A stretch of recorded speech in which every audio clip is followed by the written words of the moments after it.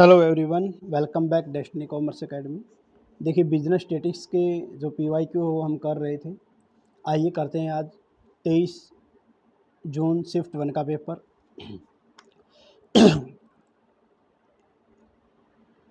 हाँ जी। In the in case of two variable the estimated regression equation दे रखी है आपको। The sum of the square दे रखा है। The sum of the square due to error दे रखा है। तो आपको एस्टिमेटेड रिग्रेशन लाइन आपको बतानी है कि क्या कुछ रिग्रेशन लाइन यहाँ पर आएगी। ठीक है, तो देखिए क्या है इसके अंदर। तो इसका आंसर तो रहेगा जी आपका सी। क्या रहेगा? Goodness of fit. ठीक है, तो आपको निकालना रिग्रेशन लाइन बेस्ड। आइए करते हैं। एक आता है R square, formula 1 minus sum of square due to error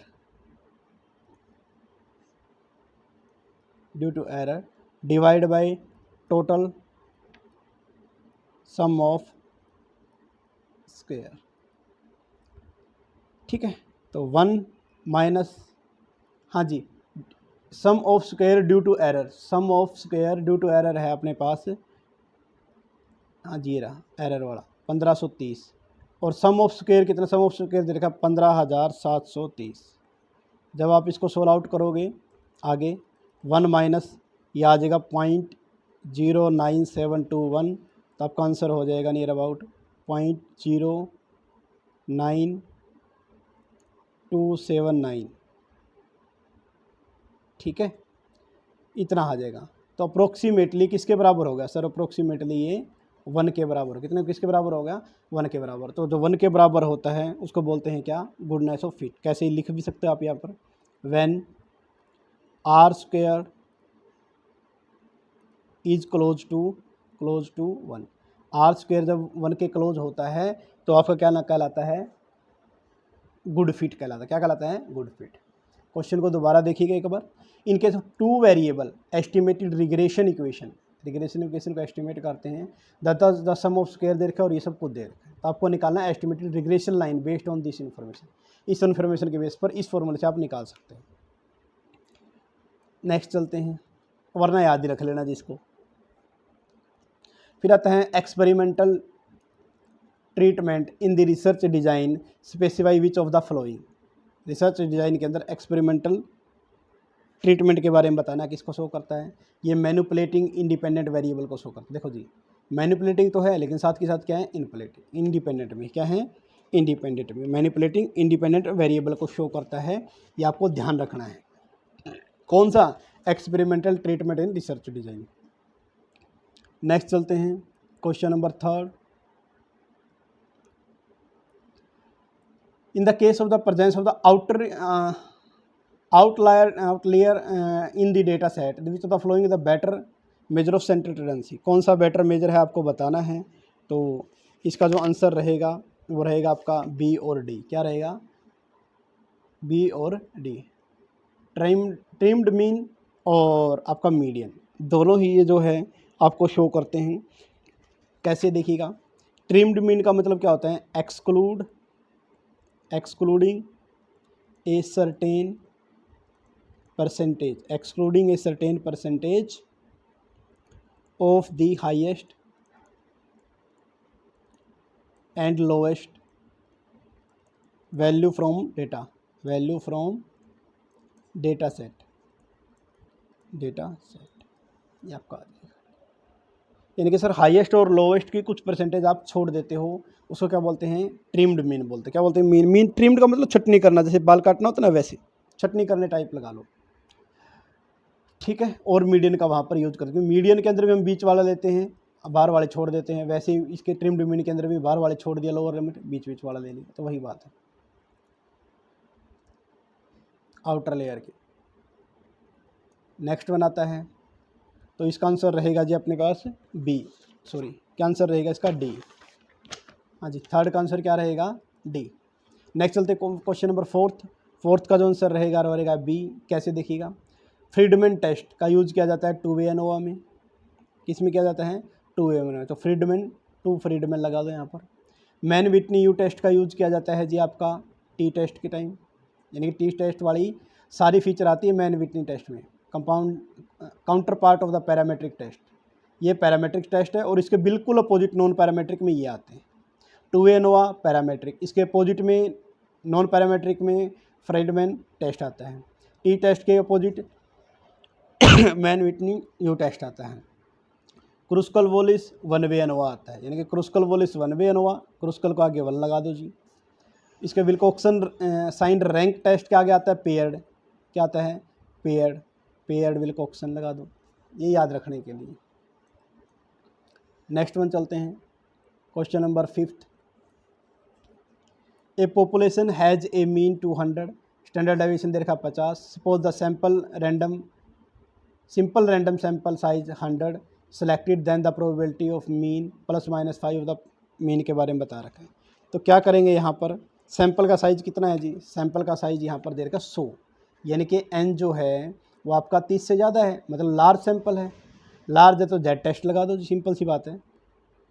Z score formula वही, sample mean minus population mean standard error of mean, ये इसके ऊपर लगा। तो इसका जो मैंने है ग्रुप में डाल दिया टेलीग्राम पे, फिर भी आपको करवा देता हूँ। स्टेप 1 में क्या आएगा इसके अंदर? स्टैंडर्ड एरर ऑफ मीन निकाल दो जी। कैसे निकालेंगे? Standard deviation divide by √n।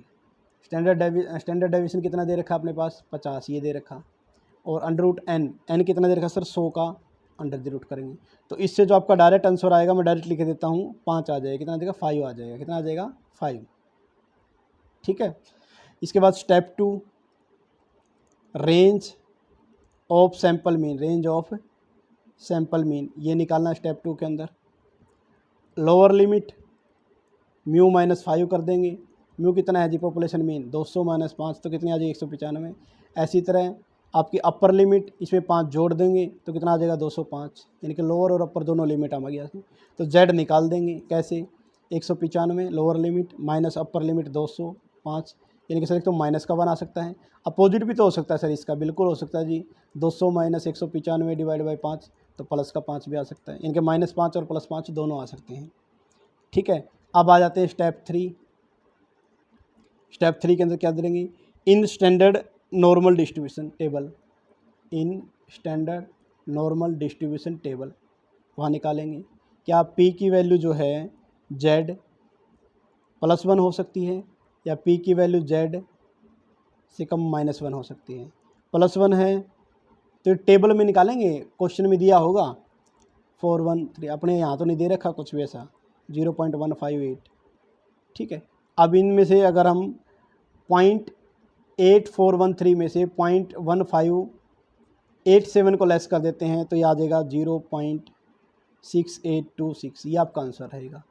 तो राम जाम ज़्यादा कर रखा आपने देखा हो तो डी आंसर इसका, इसलिए इसका मैंने स्क्रीनशॉट लेके ग्रुप में डाल दिया है। ठीक है, वहाँ से देख लेना टेलीग्राम ग्रुप में। क्वेश्चन नंबर 6 देखिएगा। The problem definition process involving the following step, कौन कौन सी स्टेप है, लॉजिकल सीक्वेंस आपको बताना है, और प्रॉब्लम डेफिनेशन प्रोसेस के रिगार्डिंग, प्रॉब्लम को डिफाइन करने के रिगार्डिंग। तो इसका आंसर रहेगा जी अपने पास डी। सबसे पहले आइडेंटिफाई की, प्रॉब्लम को आइडेंटिफाई कीजिएगा। Right managerial decision statement research objective, क्या रिसर्च ऑब्जेक्टिव है। फिर determine the unit of analysis, किसको एनालिसिस करना है और डिटरमाइन करना यूनिट को। चौथे नंबर पे आपका आएगा रेलिवेंट वेरिएबल को डिटरमाइन करना, और लास्ट वन आता है जी राइटिंग रिसर्च क्वेश्चन या रिसर्च हाइपोथेसिस को लिखना। आजकल आपने एक चीज़ नोट किया हो, पूरी प्रोसेस ने पूछकर एक टुकड़ा पूछ लेता है और उसके अंदर फिर सब पार्ट पूछता है। A point estimator is said to be consistent then, एक पॉइंट एस्टिमेट कब कंसिस्टेंट होगा आपको ये बताना है जी। तो इसका आंसर रहेगा आपका C. It tend to be become closer, तो पॉपुलेशन पैरामीटर के क्लोजर होगा। Sample size become the larger, जितना सैंपल साइज बढ़ाते चले जाएंगे सेंट्रल टेंडेंसी थ्योरम के कारण वो उतना ही पॉपुलेशन के नियर अबाउट चलता चला जाएगा, तभी ये कंसिस्टेंट होता है। बाकी सब क्या है, स्मॉलर स्टैंडर्ड एरर ये नहीं आएगा, expected value of the equal population parameter ये भी नहीं आएगा, based on the all information ये भी नहीं आएगा। ठीक है, नेक्स्ट चलते हैं क्वेश्चन नंबर 8।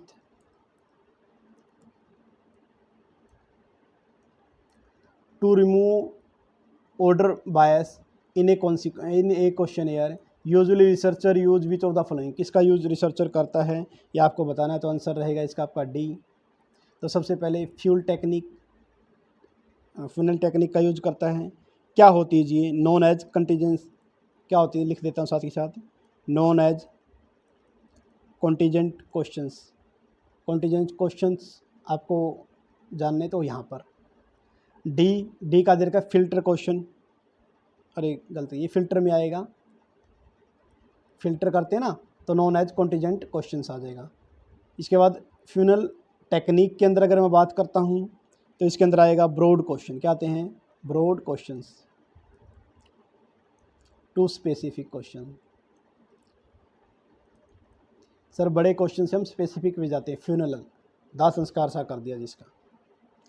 इसके बाद आता है आपका ए पिवोट क्वेश्चंस दे रखे हैं, ये आएगा इरिलेवेंट या less relevant question are avoided. इसमें क्या करेंगे, जो इरिलेवेंट क्वेश्चन होंगे उनको क्या कर देंगे, अवॉइड कर देंगे, ये पिवोट का क्वेश्चन आ जाता है। ठीक है, to remove the order biasness को रिमूव करने के लिए हम इन टेक्निक का हेल्प ले लेते हैं। किस का, पिवोट क्वेश्चंस, फ्यूनल क्वेश्चंस और फिल्टर क्वेश्चन, बायसनेस को हटानी है तो। बाकी लीडिंग मल्टीपल ग्रिड ये नहीं आएंगे। क्वेश्चन नंबर 9 क्या दे रखा है, ए बॉक्स प्लॉट, जिसको बॉक्स एंड विस्कर प्लॉट के नाम से भी जाना जाता है, और ये क्या काम करता है सर, ये एक्सप्लोरेटरी डेटा को एनालाइज करता है। क्या करता है, एक्सप्लोरेटरी डेटा को एनालाइज करता है जी। ठीक है, जो ये डिस्प्ले करता है box plot, display A 5 number of summary of A set of data, 5 number की सेट जो समरी है उसको 5 समरी को सेट करता है। सबसे पहले मिनिमम याद रखाने के लिए आपको 5वां आएगा मैक्सिमम, ये आपको याद रह जाएगा, मिनिमम और मैक्सिमम। ठीक है, दूसरे नंबर पे आएगा Q2, तीसरे नंबर पे आएगा Q1 पहले पे, दूसरे पे, तीसरे पे Q2 और चौथे पे आएगा आपका Q3। Q2 को क्या बोलते हैं हम सर, मीडियन भी बोलते हैं, बस याद रखना। यानी कि Q1 Q2 Q3 ये बीच में आएंगे, ऊपर मिनिमम और मैक्सिमम 5 लेवल ये दिखाता है। तो इसके अकॉर्डिंग आपका आंसर रहेगा जी सी। ठीक है, तो इसमें सी में क्या क्या आएगा देखिएगा, मीडियन आता है जी, Q3 आता है, Q1 आता है, मीन कहीं नहीं आता, मोड कहीं नहीं आता, बाकी मिनिमम और मैक्सिमम होते तो वो आ जाते। नेक्स्ट वन अपने पास 23 जून 2023 शिफ्ट 1 का पेपर है, आइए करते हैं। Dash is the most useful type of non probability sampling method when individual with the desired characteristics experience या attribute are the difficult to identify each. Non probability sampling के बारे में बताना है, और when individual desire characteristics experience and attitude are different to the identify on reach, इसको बोलते हैं स्नोबॉल सैम्पलिंग। क्या बोलते हैं, स्नोबॉल सैम्पलिंग के अंदर। नेक्स्ट में आता है कोटा सैम्पलिंग, आपका की सबको पता ही है, कोटा कन्वीनियंस सारे, वैसे सारी की सारी ये नॉन प्रोबेबिलिटी की सैम्पलिंग है, लेकिन यहाँ पर जो सही सूट करती है वो स्नोबॉल सैम्पलिंग ही आएगा। Question number 2, before writing a research report, या जिसको प्री राइटिंग भी बोलते हैं, रिसर्चर यूजुअली कंसीडर, रिसर्चर किसको कंसीडर करता है, तो इसका आंसर रहेगा sir C, usages of report को कंसीडर करेगा सर, रीडर ऑफ रिपोर्ट को कंसीडर करता है, और पर्पज ऑफ रिपोर्ट को कंसीडर करता है। ये जो क्लाइमैक्स है, विजुअलिटी है, इसको प्री राइटिंग में यूज़ नहीं किया जाता सर, पोस्ट राइटिंग में तो चेक कर लो बाद में। ठीक है, रीडर की यूज कहाँ पर करना है, रीडर कौन है और उसके पर्पज़ क्या है, यही सबसे पहले आइडेंटिफाई किया जाता है एक रिसर्च रिपोर्ट में। नेक्स्ट में आता है क्वेश्चन नंबर 3, सीक्वेंस बतानी है आपको।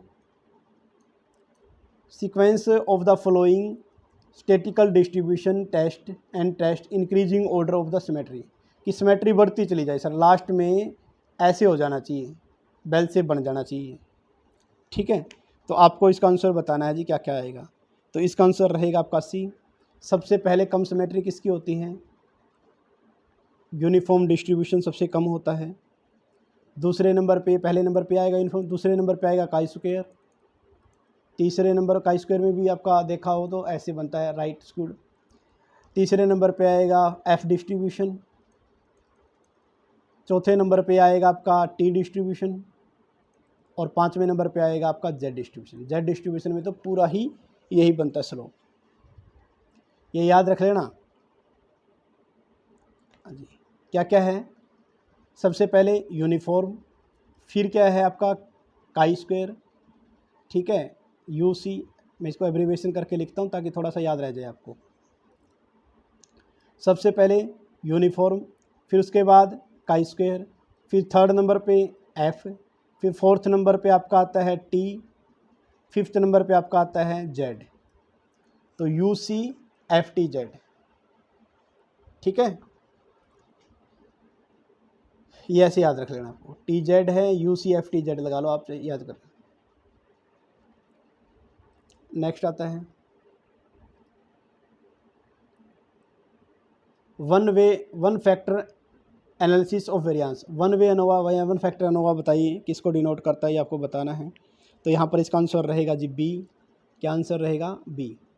वन वे यानी कि one factor ANOVA require that the number of observation of the each group are identical. क्या होनी चाहिए सर? हर ग्रुप की जो ऑब्जर्वेशन है वो क्या होनी चाहिए? आइडेंटिकल होनी चाहिए, सेम होनी चाहिए। बाकी सभी क्यों नहीं आएंगे?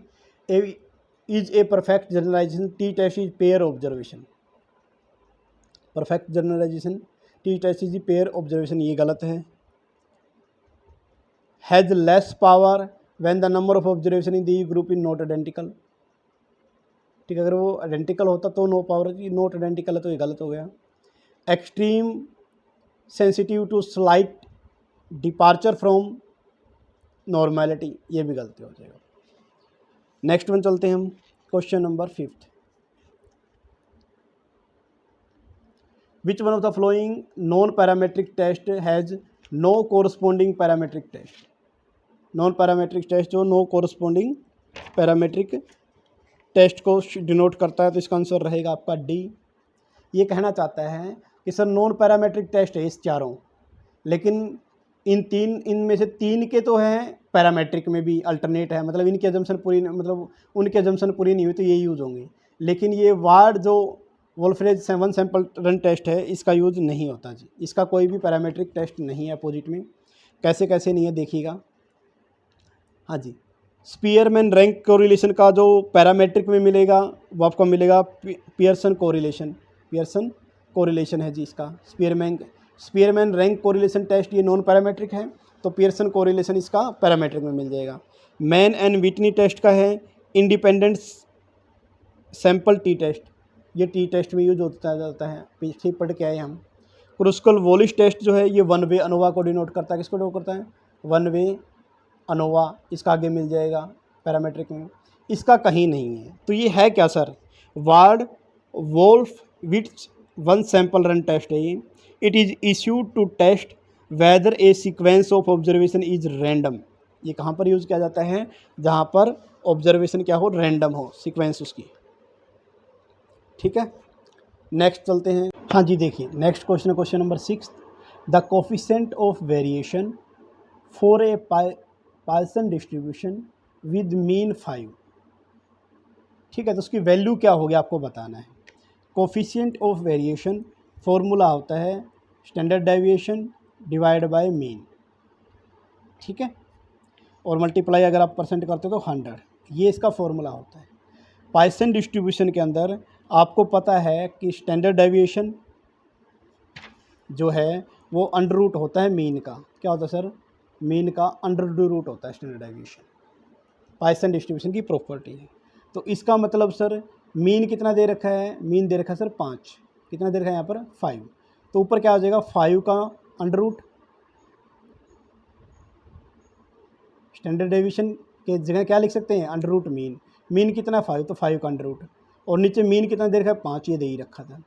तो आपको पता है कि 2 अंडर रूट मिलकर 1 बनता है, तो वो नीचे क्या रह जाएगा? फिर आधा अंडर रूट रह जाएगा, क्योंकि अंडर रूट 5, ठीक है, और अंडर रूट 5 इन दोनों को मिलाकर 5 बनेगा। तो नीचे ये रह जाएगा 1 divide by 5 under the root करेंगे। इसका आगे सोल्यूशन करेंगे तो देखिएगा। हाँ जी, इसको अगर हम आगे सोल्व करते हैं तो आता है 1 डिवाइड, इसका आता है 4472। अगर इसको 100 से मल्टीप्लाई करेंगे तो 44.72%। ये आंसर आ जाएगा, तो आपका बी रहेगा। ठीक है। क्वेश्चन नंबर 7 में, which of the following factor influencing the selection and construction of scale. क्या आएगा जी selection and construction of scale के रिगार्डिंग आपको बताना है, पैमाने के चयन और निर्माण के रिगार्डिंग। तो इसका आंसर रहेगा जी 7 का आपका सी। क्या आंसर रहेगा? सी इसका आंसर रहने वाला है। ठीक है। कैसे आएगा देखिए, नंबर ऑफ डायमेंशन इसका यूज करेंगे हम पहला, फिर रिसर्च ऑब्जेक्टिव का यूज करेंगे, फिर इसमें डेटा प्रॉपर्टी का यूज हम करते हैं। डेटा प्रॉपर्टी मतलब नेचर ऑफ डेटा क्या है, टाइप ऑफ प्रोजेक्ट क्या है, प्रीवियस रिसर्च क्या है, एफर्ट साइज क्या है, इफेक्ट साइज क्या है, इसके बाद सिग्निफिकेंस लेवल क्या है, पर्पज ऑफ प्रोजेक्ट का, ये सब हम इसके अंदर यूज करते हैं। तो ये तीनों आएंगे। नंबर ऑफ डायमेंशन कितने आयाम है, डेटा प्रॉपर्टी क्या है और रिसर्च ऑब्जेक्टिव क्या है। ये जब भी आप किसी स्केल का कंस्ट्रक्शन करोगे या उसको सिलेक्शन करोगे तो ये फैक्टर इन्फ्लुएंस करते हैं। जबकि मल्टी क्लोनरिटी जो ये है, ये कंसेप्ट ये आपको रिप्रेजेंट नहीं करता इसको, और ना ही लेवल ऑफ सिग्निफिकेंस इसका कंस्ट्रक्शन में काम आती है। क्वेश्चन नंबर 8, रिग्रेशन, वेरिएशन और ये मेजरमेंट दे रखे हैं, तो इसका आंसर रहेगा बी पहले का। सम ऑफ स्क्वायर ऐसे निकालते हैं sir, sum of square due to deviation, due to regression, इसके रिगार्डिंग ये आएगा। रिग्रेशन में अगर हम बात करेंगे तो ये हैट वाला आ जाएगा।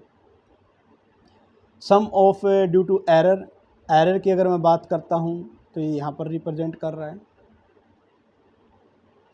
ठीक है, ये हैट ही है, याद रखना। ठीक है। और estimation, standard error of estimation जो बच गया आपका, ये आपका स्टैंडर्ड एरर ऑफ एस्टिमेशन, उसके अंदर ये आ जाएगा। तो ये आप एक पेज पे लिख लेना इनके आगे और थोड़ा याद करने की कोशिश करना। क्वेश्चन नंबर 9 देखिएगा।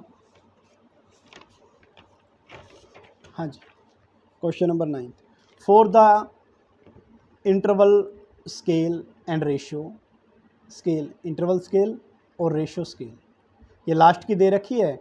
नॉमिनल और ऑर्डिनल के बाद आता है इंटरवल और ratio. Which one of the following are the measure of the association of the use, किसका यूज़ किया जाता है, कहाँ पर यूज किया जाता है, तो इसका आंसर रहता है जी सी। पार्शियल कोरिलेशन में इसका यूज किया जाता है सर, इन दोनों का। कोरिलेशन रेशियो में इसका यूज किया जाता है दोनों का। और आपका स्पीयरमैन, सॉरी इसमें तो नहीं होगा, प्रोडक्ट मूवमेंट कोरिलेशन में इसका यूज किया जाता है। यानी कि आपने नोटिस किया हो इन सब के अंदर, कोरिलेशन के अंदर इसका यूज किया जाता है, सीधी सी बात यही है। इसके बाद कैंडल टाउ बी, इसके अंदर इसका यूज़ नहीं किया जाता, क्योंकि ये क्या होता है, Kendall tau B, it can be use with both continuous and ordinal variable. ये ऑर्डिनल वेरिएबल में यूज किया जाता है सर, किसमें, ऑर्डिनल, ऑर्डिनल का आएगा तभी आएगा, ना कि इंटरवल में, यानी कि दूसरे नंबर वाले से है। स्पीयरमैन राहो जो है ये नॉन पैरामेट्रिक टेस्ट है। ठीक है। नेक्स्ट चलते हैं जी अपने पास, दिसंबर 2023 7वां क्वेश्चन देखिएगा। In order to conduct the exploratory data analysis, which one of the following are use to use by the researcher in the 5, ये पढ़ के आए थे, देखो आपको याद हो तो। मीडियन था, नहीं था, मीडियन था सर, क्वार्टाइल 2 मीडियन होता है, क्वार्टाइल 1 था, मीन नहीं था, क्वार्टाइल 3 भी था, स्मॉलेस्ट लार्जेस्ट वैल्यू ये भी थी सर। तो यानी कि ये ऑप्शन छोड़ दो, सिर्फ सी वाला, तो ये आंसर रहेगा आपका बी। नेक्स्ट बनाते हैं, which one of the following are the pre experimental design, कौन सा प्री एक्सपेरिमेंटल डिजाइन के रिगार्डिंग है। ये क्वेश्चन भी कितनी बार रिपीट हुआ है, इसका आंसर भी रहेगा B sir. 1 group pre test and post test आ जाएगा, फिर इसके बाद स्टैटिक ग्रुप कंपैरिजन आ जाएगा, फिर आपका आफ्टर ओनली 1 स्टडी। ये प्री वाला पूछ रखा है, क्या पूछ रखा है, प्री एक्सपेरिमेंट डिजाइन पूछ रखा है। क्या पूछ रखा है जी, प्री एक्सपेरिमेंट डिजाइन के रिगार्डिंग। ठीक है। एक कंप्लीट एक्सपेरिमेंट डिजाइन था, कंप्लीट में ये प्री वाले नहीं आएंगे, कंप्लीट में ये प्री वाले नहीं आएंगे, ये ध्यान रख लेना। कंप्लीट में 2 ग्रुप आते हैं, प्री एक्सपेरिमेंट में 1 ग्रुप आएगा। Next one, question number third, a discrete probability distribution दिया गया है जी अपने पास, ठीक है। क्या दिया गया है? Discrete probability distribution. तो उसके अंदर बताना है कौन सा आंसर ठीक है, तो इसका आंसर रहेगा जी B, assign the probability to reach to each possible value of the random variable, कि रैंडम वेरिएबल से आप किसी भी प्रॉपर्टी को असाइन कर सकते हो, ये बात सही है। बाकी क्यों नहीं आएंगे देखिएगा। It is a listing all नहीं आएगा sir, all possible value from the random value, सारी वेरिएबल रैंडम से नहीं होती sir. It can be between -1 +1, ये भी गलत है। प्रोबेबिलिटी 0 to 1 होती है, जहाँ पर भी प्रोबेबिलिटी वर्ड आ जाता है। इंडिपेंडेंट ऑफ पैरामीटर और ऑफ द डिस्ट्रीब्यूशन, इंडिपेंडेंट नहीं होते सर ऑफ पैरामीटर डिस्ट्रीब्यूशन के, ठीक है, इसलिए ये भी गलत हो जाएगा। नेक्स्ट चलते हैं, क्वेश्चन नंबर है fourth, price earning ratio of the firm in certain industry from the normal distribution. A firm price earning ratio has standardize Z value 1 दे रखी है। It is include the highest value कौन सी होगी, तो इसका answer रहेगा 15.87%। ये आपकी एक टेबल दे रखी है, टेबल वैल्यू जेड स्कोर की, वहाँ पर ये कर लेना। इसकी टेबल जो है वो हम आपको Telegram channel destiny commerce academy पर आपको मिल जाएगी जी, ठीक है। फिक्स टेबल है, ये आपको निकालना नहीं है। इसके बाद आता है गिवन टू स्टेटमेंट दे रखी है आपको, कौन सी सही है कौन सी गलत है बताना है। तो इसका आंसर रहेगा आपके पास सी, स्टेटमेंट 1 सही है 2 गलत है। कैसे? For a given sample size level of significance critical value of student D test always that the Z, हमेशा ही क्या होती है, जेड से ज़्यादा होती है सर। क्यों? क्योंकि जेड में तो सर क्या होता है, जेड में मीन 0 होता है और स्टैंडर्ड डेविएशन 1 होता है। तो स्टूडेंट यहाँ पे याद रखो, टी टेस्ट में हमेशा जेड टेस्ट से ज़्यादा वैल्यू होती है ऑलवेज। ए गिवन सैम्पल साइज, और जब लेवल ऑफ सिग्निफिकेंस और सैंपल दोनों दे रखा हो तब के बारे में बात कर रहे हैं।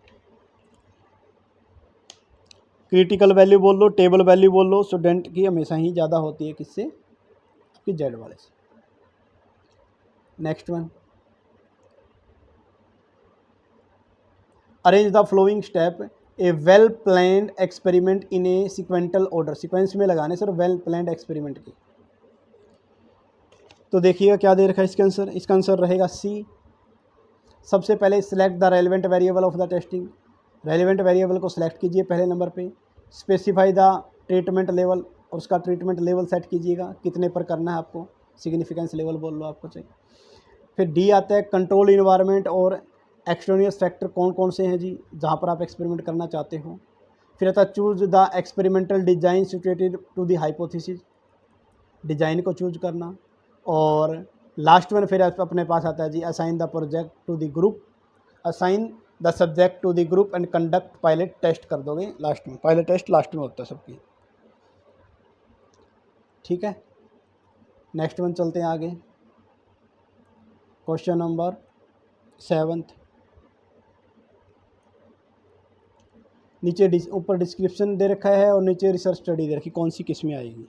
हाँ जी, टाइम डायमेंशन, जहाँ पर टाइम की बात कर दें क्रॉस सेक्शनल स्टडी, मतलब आप ये मान लो भूतकाल में जा रहे हो, पास्ट में जा रहे हो, टाइम डायमेंशन क्रॉस सेक्शनल।